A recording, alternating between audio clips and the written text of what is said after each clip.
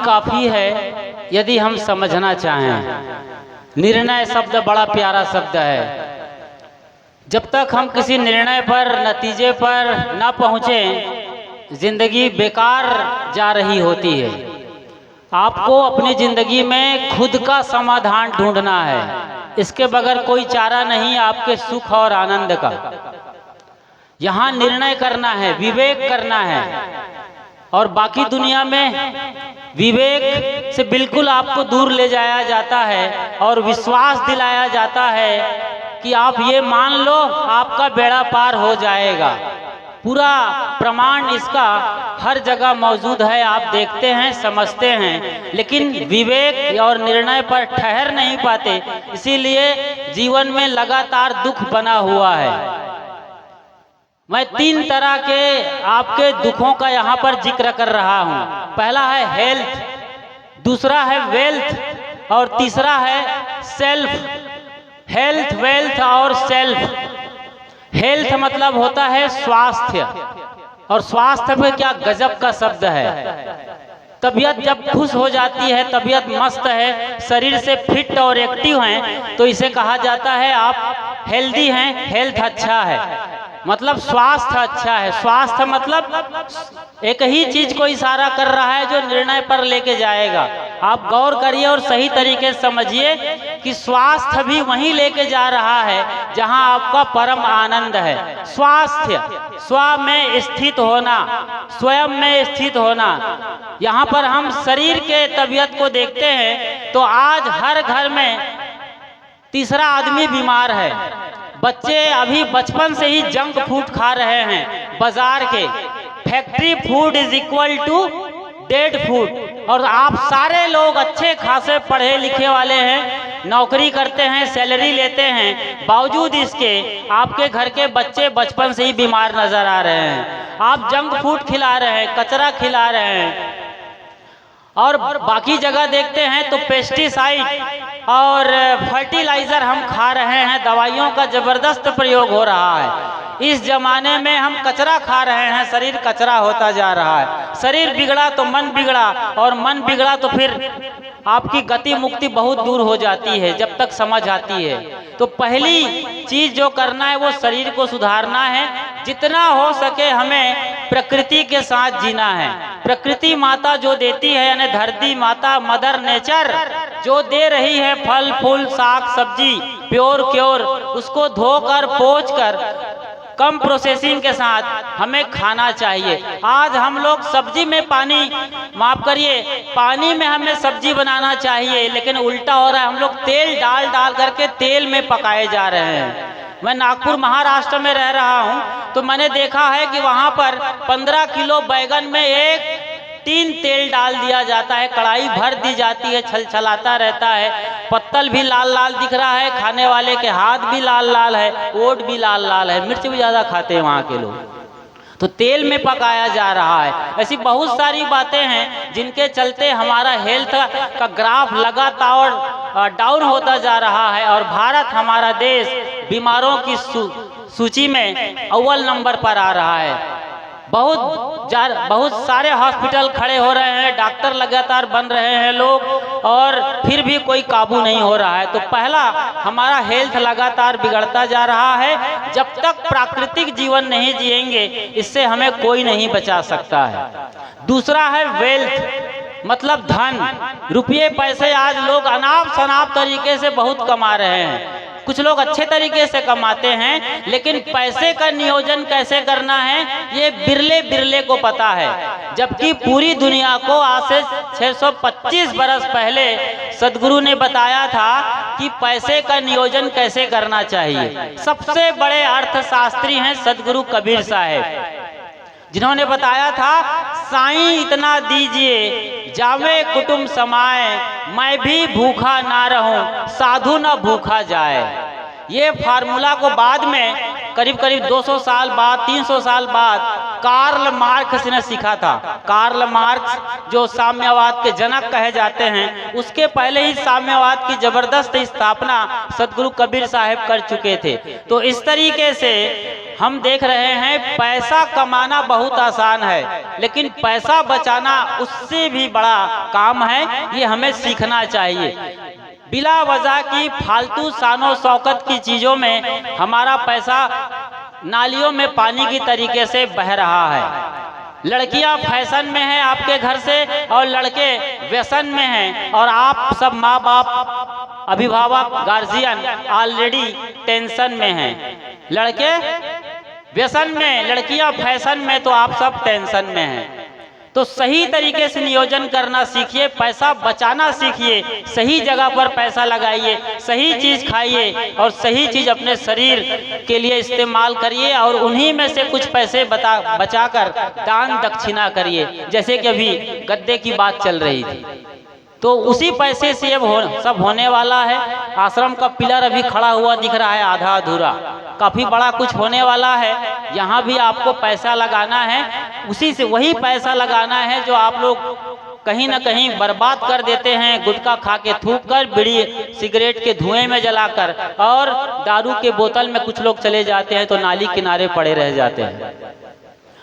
तो health, wealth, और तीसरी सबसे बड़ी बात है वो है सेल्फ। ये सेल्फ क्या है? सेल्फ मतलब होता है स्वयं, खुद। आज हम खुद को ही नहीं जान रहे हैं, बाकी पूरी दुनिया को जानने के लिए हमने तमाम संसाधन जुटा लिए हैं। गूगल गुरु आ गया है, गूगल में जो भी वॉइस टाइपिंग करिए या चैट जीपीटी में, वो सारा कुछ बता देता है, लेकिन आपको ये नहीं बताता है कि आप कौन हैं।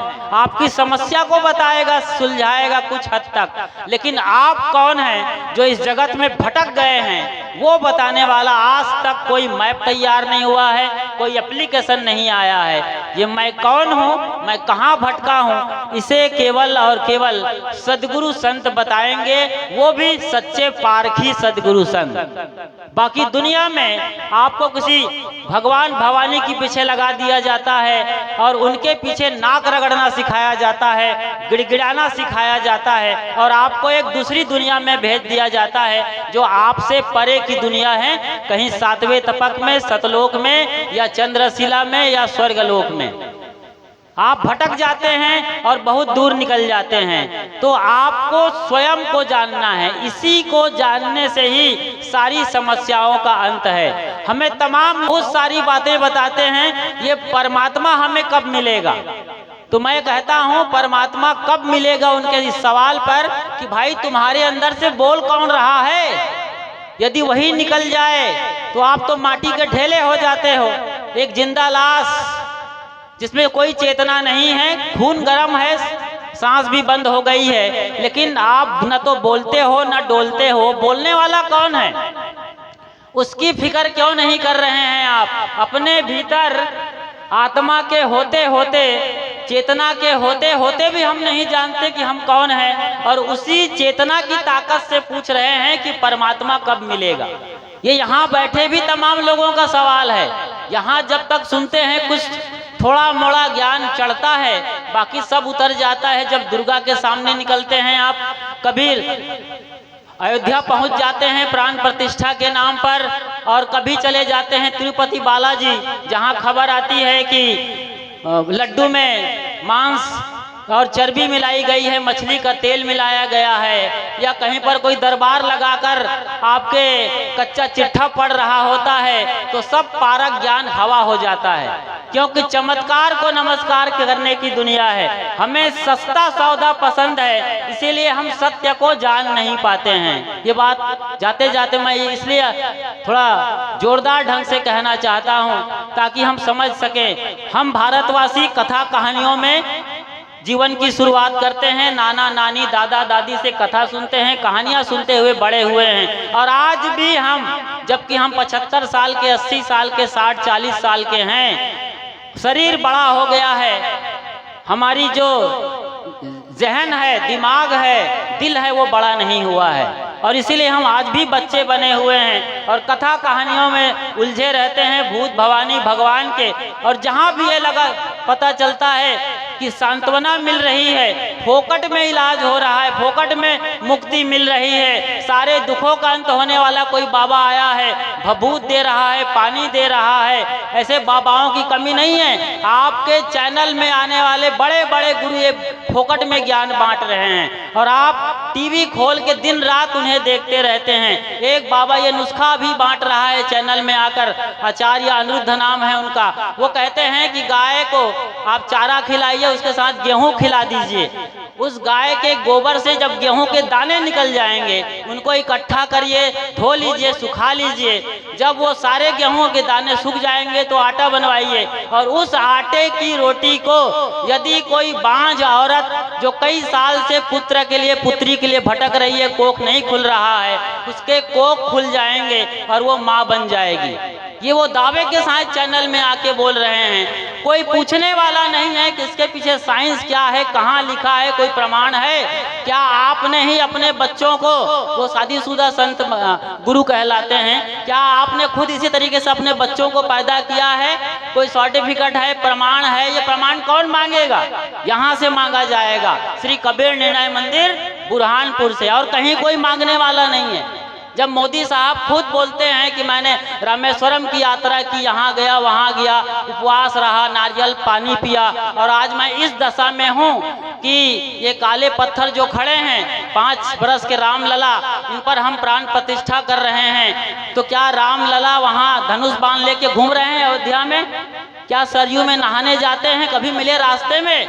मिल जाए तो बताइएगा, आपको हम Guinness book of world record की ओर से बहुत बड़ा इनाम, अरे नोबेल प्राइज दिलवा देंगे यदि कोई सबूत पेश कर दे कि रामलला मिल गए हैं कहीं रास्ते में। तो प्रमाण कहीं नहीं देते हैं, बेसिर पैर की बातें करते हैं। एक और बड़ा प्रमाण मैं देता हूं, उसके बाद विदा लेता हूं इस मंच से। वो बहुत बड़ा प्रमाण है, यदि आप समझ सकें कि सचमुच में निर्णय करना क्या होता है, पारक सिद्धांत क्या होता है, तो हर जगह उदाहरण मौजूद हैं। एक बाबा हैं, यहीं एमपी के सीहोर से आते हैं, प्रदीप मिश्रा जी नाम है। उनका कहना है कि 1 लोटा जल सभी समस्याओं का हल। बहुत सस्ता सौदा है और आप भी लग जाते। तमाम कबीरपंथी बच्चे लग गए, बिहार से, यूपी से, छत्तीसगढ़, मध्य प्रदेश के इलाकों में तो उनका अड्डा ही चलता है। बड़े बड़े पंडाल लगते हैं। एक जोरदार और प्रामाणिक घटना सुना रहा हूँ, आंखों देखी, आपको समझ में आएगा कि अपन किस तरीके से भटक गए हैं और हमें कहाँ रुकना चाहिए। तो प्रदीप मिश्रा जी कहते हैं 1 लोटा जल सभी समस्याओं का हल।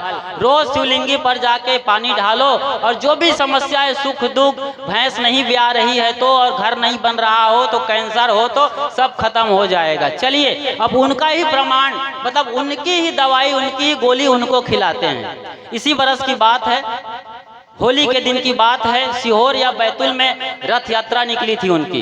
स्वयं वो रथ पर बैठे हैं प्रदीप मिश्रा जी।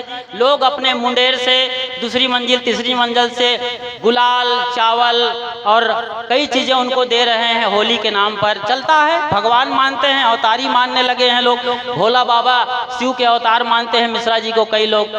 खूब कथा चलती है, रंग गुलाल फेंका जा रहा है उन पर। एक आदमी, ऐसा लगा कि बड़े गुरुजी हमारे हैं, बड़ा भक्त मालूम पड़ता था, उन्होंने एक बड़ा नारियल लिया और अपने बिल्डिंग के दूसरी मंजिल से सड़क पर रथ से चल रहे प्रदीप मिश्रा की ओर फेंक दिया। ऐसा अचूक निशाना रहा उस नारियल फेंकने वाले का कि वो नारियल उसके सीधे खोपड़ी पर आकर के लगा। ये वीडियो वायरल हुआ है, सब जानते हैं। और जैसे ही खोपड़ी पर लगा, वो माथा पकड़ करके इशारा किया, वो नारियल अभी अभी मेरे को लगा है। और अब वो थोड़ा गस खाने लगे, बेहोश होने लगे। बेहोश होने के पहले 1 मिनट का पूरा टाइम था। उनके सामने कलश में जल भरा हुआ था, दिया जल रहा था, आम के पत्ते लगे थे। वो चाहता तो 1 लोटा जल सभी समस्याओं का हल अपनी खोपड़ी में सारा घड़ा डाल सकता था, इतना मौका था। लेकिन ऐसा कुछ नहीं किया।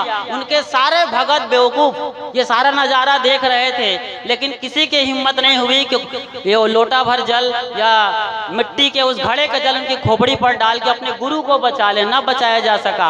आखिर में उनको तुरंत जब वो बेहोश हो गए तो हॉस्पिटलाइज्ड किया गया।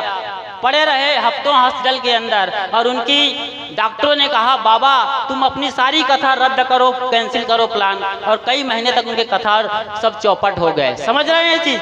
चैनल में आते हैं, राष्ट्रीय गुरु कहलाते हैं, राष्ट्रीय संत कहला रहे हैं, और फोकट का 2 कौड़ी का कचरा ज्ञान बांट रहे हैं। क्यों? क्योंकि आप लोग यही चाहते हो, सस्ता गुरु चाहते हो, सांत्वना चाहते हो, सत्य नहीं चाहते हैं। तो सत्य जानने के लिए तैयार होइए, उन्मुख होइए और कलेजा बड़ा करिए और सच्चे गुरु संतों के शरणों में आकर के अपना कल्याण करिए। तो हेल्थ मजबूत करिए प्रकृति के साथ, वेल्थ मजबूत करिए सच्ची समझ के साथ, और सेल्फ को जानिए सच्चे गुरु के दरबार में आकर। बोलिए सच्चे दरबार की, आचार्य राम स्वरूप साहेब की, सदगुरु अभिलाष साहेब की। और चलते चलते पूज्य श्री बना साहेब का आभार और अभिनंदन, जो एक बढ़िया खनकती आवाज़ के मालिक हैं। जादुई उनकी कहानियाँ होती हैं, सबको हंसाते रहते हैं, और हमें भी मौका मिला उनके ज़रिए आपके भीतर बैठे उस परम सत्य परमात्मा को प्रणाम। साहेब बंदगी साहेब।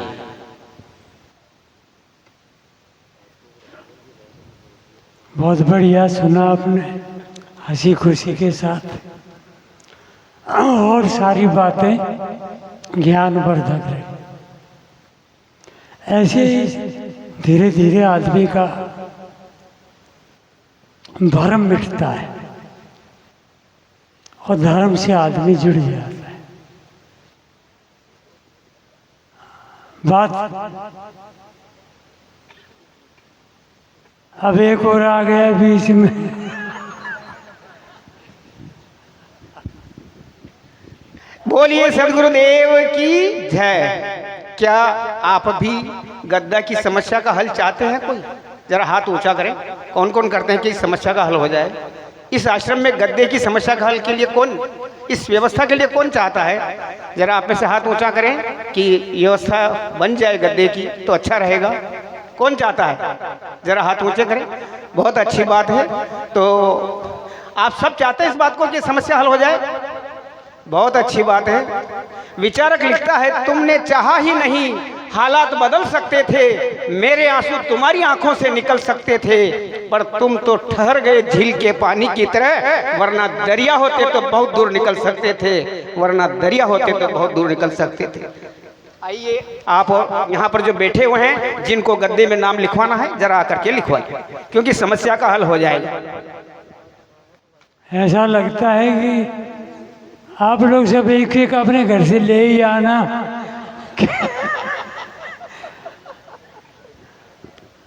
अभी बार बार गद्दे के लिए न आओ, महात्मा की बातें चल रहे तो महात्माओं को भी समय 10 मिनट का देते, बातें अच्छी लगती हैं तो और आगे बढ़ जाते। घड़ी को देखना तो बहुत मुश्किल है। फिर भी जीवन स्वस्थ मस्त ये कहीं और जाके नहीं होता है। जैसे जैसे संसार की सोच खत्म होती है, वहाँ अपने से अपना मिलन होता है, और अपने से अपना मिलन आपस में बातचीत न करे कोई भी। देखो इस बात का मैं विरोध करता हूँ, किसी भाई को मेरी बातें खटक भी जाती है। यहाँ कोई रिश्तेदारी का नाता नहीं है, केवल धर्म का नाता है। आप उसका पालन करिए बहुत अच्छी तरह से। जतेंद्र साहब अपनी बात को हम सबके बीच रखे। अभी कहाँ गए? चलो ये रखो।